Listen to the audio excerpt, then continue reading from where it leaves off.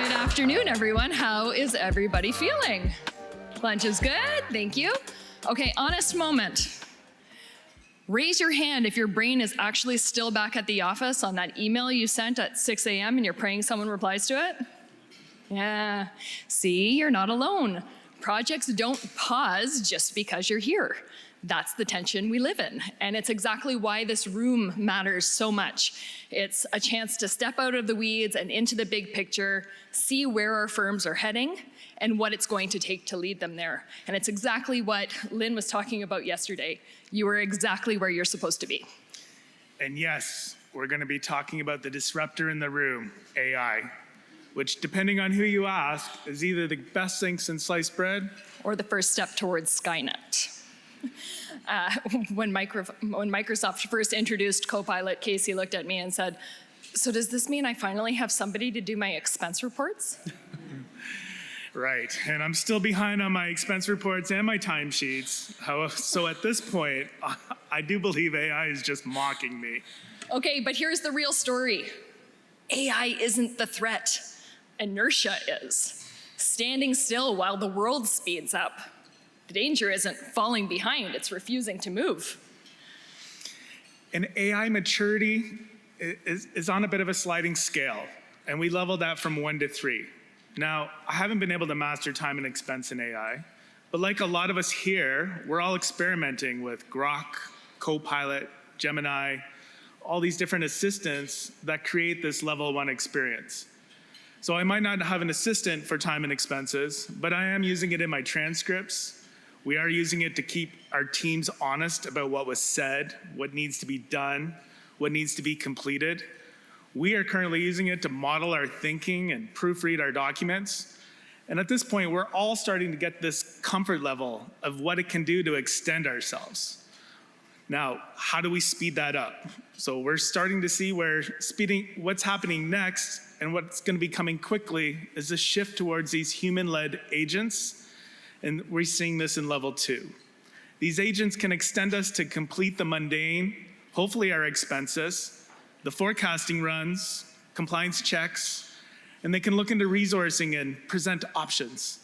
Effectively, wherever we can determine rules and create those rules or business processes, it can follow it and do that grunt work. When we look at what the potential is and where the real speed and agility can come from, it's when we start to get into the more autonomous agent-led work, where we've created boundaries, direction, we've created access to data, we've put in the governance and the structure. This is where we can light up the afterburner. That's when AI starts to run the close, run the billing, and drive the scheduling. And our hero, our Tom Cruise, Satya Nadella said it best. The hardest part of AI isn't the tech, it's changing how people work. And Microsoft's own data shows 70% of Copilot users already feel more productive, and 68% say it improves work quality. That is not future tense, that is now. Now, agility is the new competitive edge.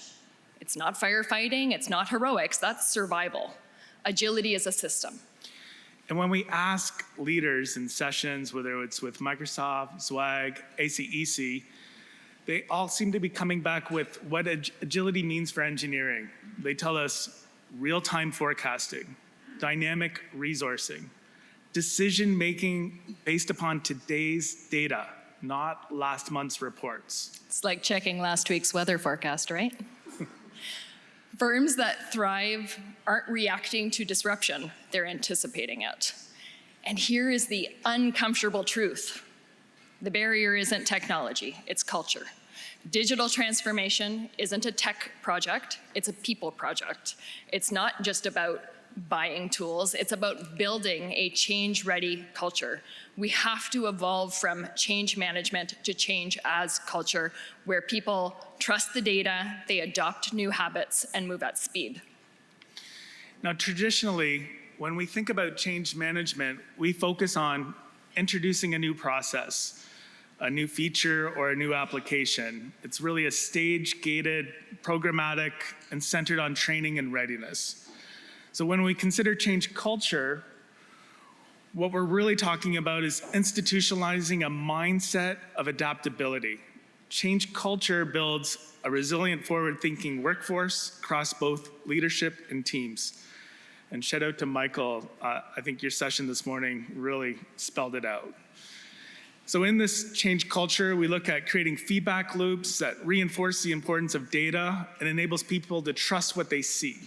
With proper governance and processes in place, teams can act on reliable data quickly and confidently, leading to more efficient decision-making. That shift, trusting and acting with speed, is the essence of cultural change. Now, earlier this year, we had an opportunity to work with Tom the Flash Godin, where we saw this play out in a different way. Tom often speaks about high-performing teams and how they thrive with chemistry, clarity, and control, the 3 C's. In our conversations, we explored how systems and system design significantly influence those factors. So think of like your traditional silos, sales and marketing, the PMO, and the finance team. Each group, they have their own understanding of the data, what it means to them, how they act on it, and which KPIs drive their performance. But the inconsistency lies in the clarity across these groups as one unified firm. How do they interact? How do you put controls in place to break down that friction? That is the heart of preparing a firm for true speed and agility. Okay, so let's talk about what it takes to become a frontier firm in engineering. So for us, a frontier firm is powered by the Microsoft Cloud and AI agents, but the shift is going to be in how people work. So every project manager becomes an agent boss. Every firm starts tracking the human-agent ratio. Every engineer becomes a hybrid worker paired with co-pilots that are going to reduce that noise. Well done, Mav. So let me break that down with an example. In frontier firms, agents act as extensions of humans, much like what we're experimenting with at level 1 right now. These agents can reason, they can plan, they can act, and they can complete tasks. They are governed by process, they're governed by data and structure, and always under human oversight. So as we think about where this leads, we start to introduce the concept of the human-agent ratio. So in scaling firms, every person might have 3, 4, even 5 agents, and they can be as simple as an agent that maybe manages your schedule, or handles a resource question, or runs what-if analysis around environmental impacts on a project. The agent boss is then that leader of these agents with a 5-to-1 or a 10-to-1 ratio. Breaking it down further, an agent functions as a form of digital labor. Digital labor is much like compute. So it is really a variable that controls capacity, scale, efficiency, and repeatability. And this is where the ROI becomes clear. Digital labor creates opportunity for time and utilization, which ultimately compounds value. And as agents gain more context, they become increasingly more intelligent. So when we move into more hybrid work models, we see where human workers, supported by their digital agent teams, and once that structure and routine and process are running smoothly with visibility, safeguards, and of course governance in place, firms start to understand that autonomy. And at that point, agents and operators begin to develop their own knowledge and structures, becoming more intelligent and more effective at supporting scaling the firm. All of this requires more than strong business process design. It does rely on an integrated structured data estate backed by robust security and governance. And this is what I think is really cool. This is the new org chart. This is the speed of business. So, Casey, what happens when a firm decides to make that leap? We've been working with a firm this year that truly inspires us. In terms of size and scale, they're on the larger size. They're $400 million in revenue. They're on a growth trajectory to get to $1 billion. So 1,600 people trying to get to 2,000 plus.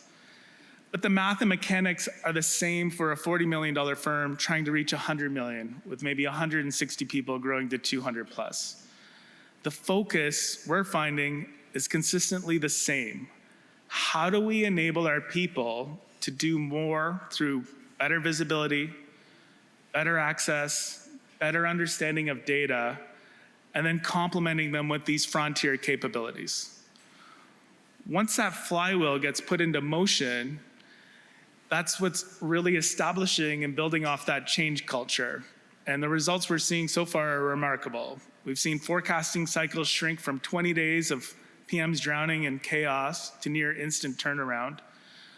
We've seen a marker on time and expense compliance, not for me, but time and expense compliance, once bogged down by escalations, now being seamless.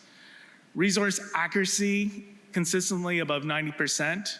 And in the end, they didn't have to add more people.